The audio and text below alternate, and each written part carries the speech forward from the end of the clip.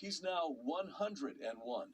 Kimberly Heinrich says as her father has gotten older, retiring, plus turnover and growth. The latest figures show more than 43,000 registered nursing positions need to be filled around Georgia. And knowing how shortages can impact care keeps students like Kimberly motivated. I don't want it to ever be that I have a family member or myself in the hospital and there's just not enough staff. And I think that I want to do the little part that I can. I think despite the COVID pandemic, it's actually more of a reason why people are going to nursing school. and Emory Next month. Health officials say the Omicron is the most contagious COVID variant we've seen so far, and we won't have a full picture about how it spreads for at least another week. However, it is showing that symptoms may be less severe with Omicron. Health officials say early data shows vaccines also are still effective. Of West Virginia and John Tester of Montana have said they'd vote for it. In the House, the measure needs a majority to be considered, a harder milestone to achieve. Republicans already failed once to stop the mandate by attaching the issue to another piece of legislation. And even if they do succeed this time, President Biden says he would veto the bill. A record high in September. The deficit is the gap between what the U.S. exports to the rest of the world and the imports it purchases from foreign nations. And the Commerce Department reported Tuesday a big rebound in exports helped to offset a much smaller rise in imports from a month ago. For many, that's still painfully high, but a reprieve may be coming. In a new projection out Tuesday, federal officials see prices continuing their fall, averaging $3.13 per gallon this month and going as low as just over $3 a gallon in January.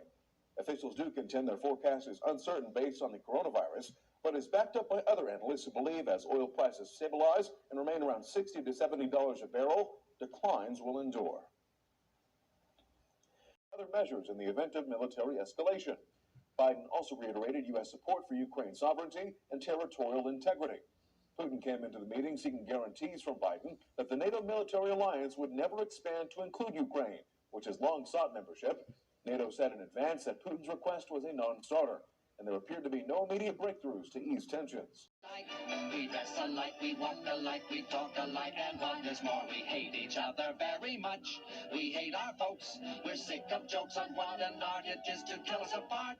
We eat the same kind of victuals, we drink the same kind of bottles, we sit in the same kind of high chair, high chair, high chair.